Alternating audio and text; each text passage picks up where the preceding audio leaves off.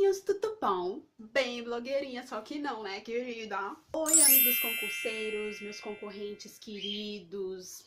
Vocês estão estudando aí, né? Se matando, se acabando, tô sabendo. Muito bem, siga no ritmo, não esmoreça, querido, porque logo logo a gente vai estar colhendo os frutos dessa moléstia, desse sacrifício. Hoje eu vim aqui para fazer um vídeo para que a gente possa dar continuidade à revisão de poderes administrativos.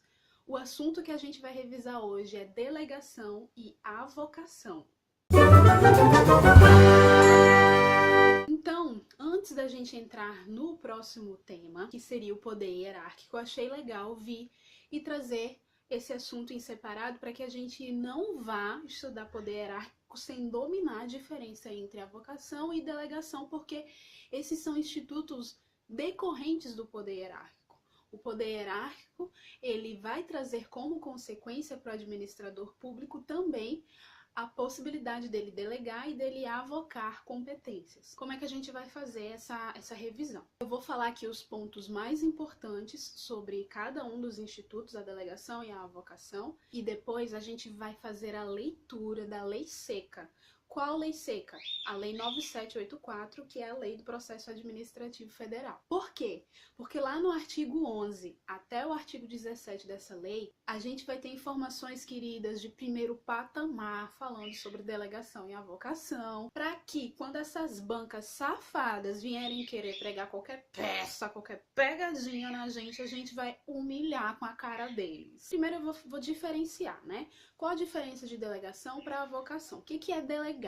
Delegação é a possibilidade que o administrador público tem para transferir competências. Competências a gente sabe que é aquelas atribuições que o administrador recebeu da lei, e aí ele tem essas atribuições próprias. Por exemplo, eu me tornei funcionária, eu me tornei servidora pública e uma das minhas competências é, sei lá, despachar documentos. Despachar documentos é uma competência minha. Por quê? Porque foi uma atribuição que eu recebi da lei. Logo, se eu quiser, eu posso renunciar a essa competência minha de despachar documentos? Eu não posso denunciar, porque as competências são irrenunciáveis. Então eu não posso abrir mão dessa competência.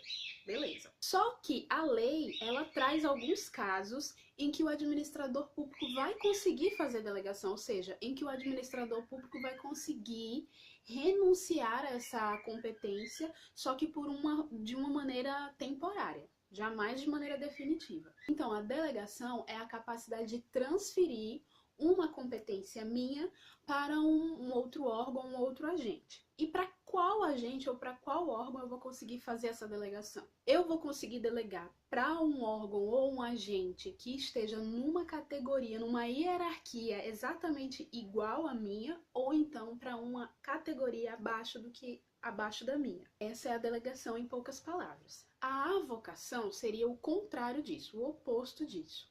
A avocação é o ato de puxar para si, tomar para si uma competência de um subordinado seu. Então, enquanto a delegação você consegue transferir a sua competência para alguém de mesma hierarquia ou para abaixo de você, subordinado a você, a avocação é a possibilidade que você tem de tomar para si alguma competência de um subordinado seu e apenas de um subordinado seu. Você não consegue avocar de uma pessoa que esteja na mesma linha hierárquica que a sua ou acima de você. Não dá. Basicamente, a avocação é isso. Então, o que a gente tem que ter em mente inicialmente é que a delegação ela é permitida na administração pública. Em regra, você pode delegar. Só que a lei vai trazer algumas situações específicas em que ela vai te proibir de delegar. Enquanto que a avocação, em regra, ela é proibida. Só que a lei vai te autorizar em casos excepcionais, de forma assim muito, meu Deus do céu, um milagre da natureza, não, tô exagerando. Mas se existir uma situação excepcional, que você justifique que realmente existe a necessidade de você avocar uma competência, a lei vai deixar. Outra informação que a gente tem que lembrar sempre é que tanto a delegação quanto a avocação, elas nunca poderão ser definitivas, porque a lei diz que você não pode abrir mão das suas competências. Outro ponto importante. Quando a gente delega uma competência, quem é que vai responder? Quem é que vai ficar responsável por esse ato que foi delegado? Eu, que deleguei, e por isso eu sou chamada de autoridade delegante, ou o meu subordinado, a pessoa que está num grau hierárquico igual ao meu, que recebeu a atribuição e que a gente vai chamar de delegado. É o delegado que vai responder por aquele ato. Lembrar que quando a gente faz a delegação, a gente transfere junto com essa competência também a responsabilidade por esse ato. Logo, a pessoa que recebeu essa atribuição é a pessoa que vai ser responsável. Se ela fizer qualquer merda, querida, é ela que tem que responder. Só que existem algumas situações em que o delegante, que foi a pessoa que transferiu essa competência, ele também se responsabiliza. Que situações são essas? Primeira situação, quando a delegação não deveria ter ocorrido e mesmo assim ele foi lá e delegou. Então, nesse caso, ele também responde, não só o delegado, mas o delegante também responde. Segunda situação, se o delegante vai lá e confirma um ato praticado pelo delegado. Aí, nesse caso, ele também vai responder. Então, preste atenção, conforme a lei, a pessoa que vai ser responsabilizada em caso de alguma irregularidade numa competência delegada é a pessoa que recebeu a atribuição, o delegado. Entretanto, isso não está na lei, mas existem algumas hipóteses excepcionais em que o delegante ele vai ser também responsabilizado. Ele não deveria delegar e ele foi lá e delegou. Teimosinho danadinho. Ou quando ele confirma o ato que foi praticado pelo delegado. Então, querido, você não confirmou? Não disse que estava legal assim? Então responda também. Outra observação aí que a gente tem que memorizar, querida, obrigatório. Quer passar? Decore. Lembra que eu falei que na delegação, a delegação ela é, por lei, ela é liberada, pode delegar de boa, mas existem situações em que ela não pode jamais ser delegada. Que situações são essas? Aí eu memorizei através do mnemônico cenoura. Eu não posso delegar a cenoura. Eu amo cenoura, então não posso abrir mão dela.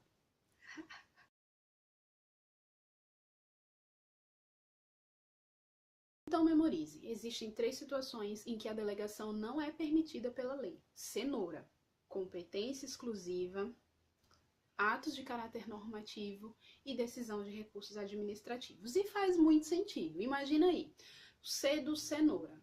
Competência exclusiva. Se a competência é exclusiva, se ela é minha, só eu posso fazer aquela competência, qual é o sentido de eu delegar para outra pessoa, não é verdade? Vamos supor, por exemplo, que o presidente da República, a gente sabe que tem, dentre suas competências exclusivas, a de sancionar uma lei. Aí vamos supor que ele hoje tá com preguicinha lá, entendeu? E disse que não quer sancionar essa lei hoje, não. Vou delegar aqui pra esse ministro filha da puta que tá roubando junto comigo e vou ficar na vida mansa. Não faz sentido, né? O Brasil já tá cagado demais, essas coisas não são muito legais, não. O no de cenoura, que é atos de caráter normativo. Você delegar um ato de caráter normativo faz sentido? Não faz sentido, porque a lei ela já vai dizer quem é que vai ter a competência para elaborar cada tipo de norma. Aquele decreto, aquele regulamento, aquela portaria, blá blá blá. Então, isso já vem estipulado na lei. Quem é que pode fazer isso? Ela determina. Então, você não pode delegar uma edição de um ato de caráter normativo. O RA do cenoura, que é decisão de recursos administrativos. Entenda assim, quando eu entro com recurso na administração pública, é porque existiu uma autoridade que proferiu uma decisão que foi contrária àquilo que eu esperava, e então eu posso entrar com um recurso para que uma autoridade superior possa rever essa decisão e, quem sabe, tomar uma decisão que seja a meu favor. Então, recurso administrativo, essa decisão desse recurso administrativo, se pudesse ser delegada, essa autoridade superior delegaria para a autoridade que já havia proferido a decisão, a autoridade subordinada a ela, e aí essa autoridade ia viver o resto da vida me dando uma decisão negativa. Então, qual seria o sentido da gente pedir para a administração rever um ato que foi decidido por uma autoridade? A gente precisa que uma autoridade acima dê também a opinião dela. Logo, uma decisão de um recurso administrativo não pode jamais ser delegada. Então, memorizem.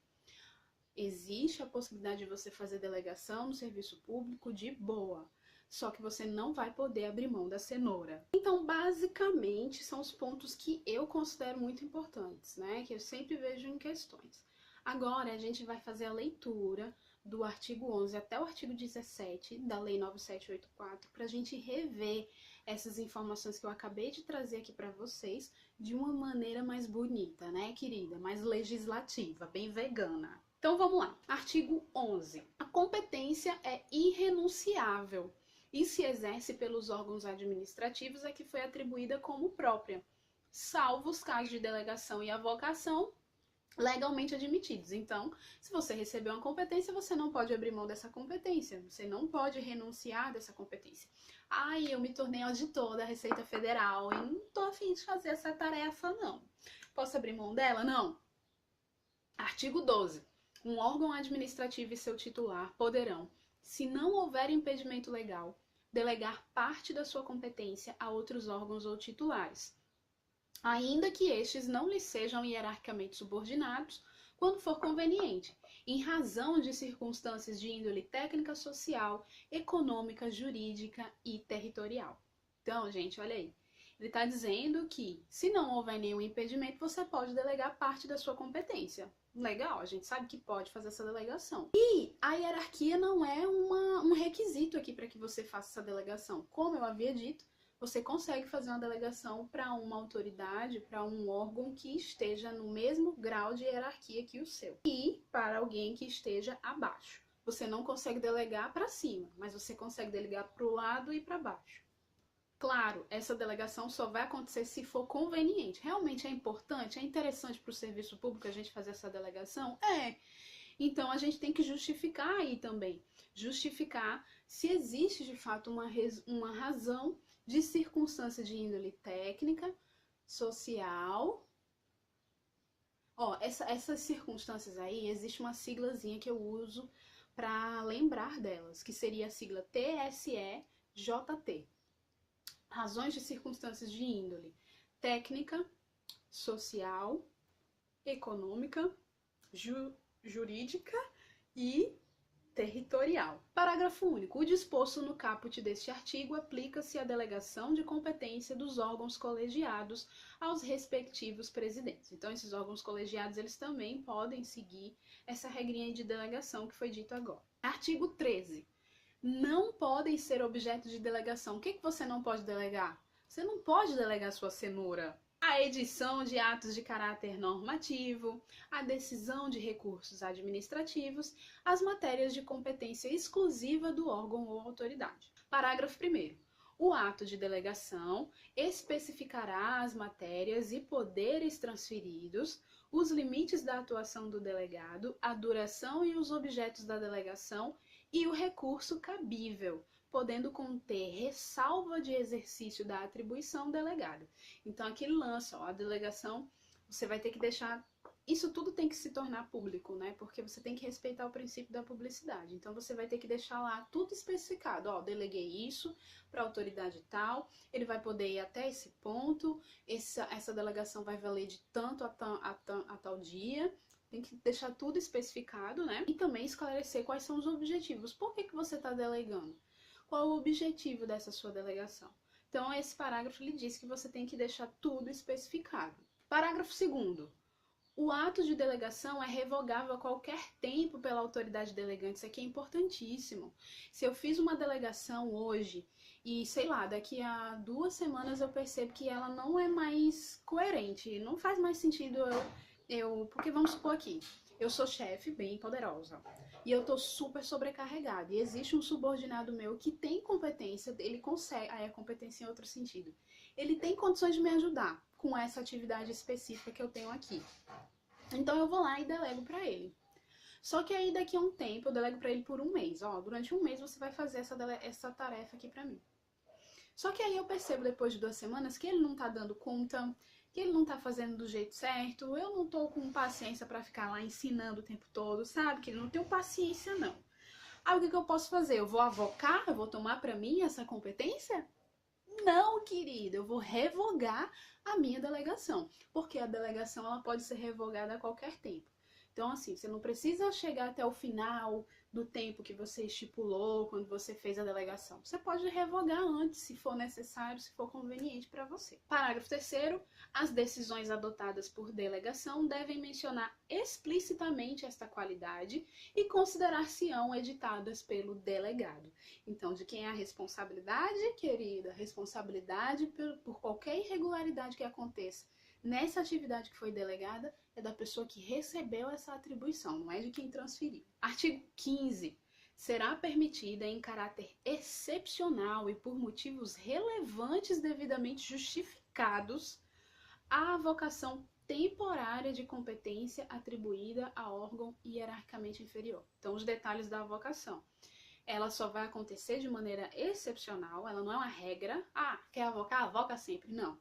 Tem que ter um caráter excepcional, tem que ter um motivo relevante, esse motivo tem que estar devidamente justificado e essa avocação tem que ser temporária. Outra coisa, delegar, você pode delegar para uma pessoa que esteja no nível hierárquico igual ao seu ou abaixo. A avocação é só de quem está abaixo de você. Então, a questão da hierarquia na avocação, ela é fundamental, enquanto que na delegação ela não é um requisito. Artigo 16. Os órgãos e entidades administrativas divulgarão publicamente os locais das respectivas sedes e, quando conveniente, a unidade fundacional competente em matéria de interesse especial. Tudo bem publicado, querido. O negócio aqui não é para ficar enrustido, não. Artigo 17. Inexistindo competência legal específica, o processo administrativo deverá ser iniciado perante a autoridade de menor grau hierárquico para decidir. Gente, delegação e avocação tá no papo, entendeu? Porque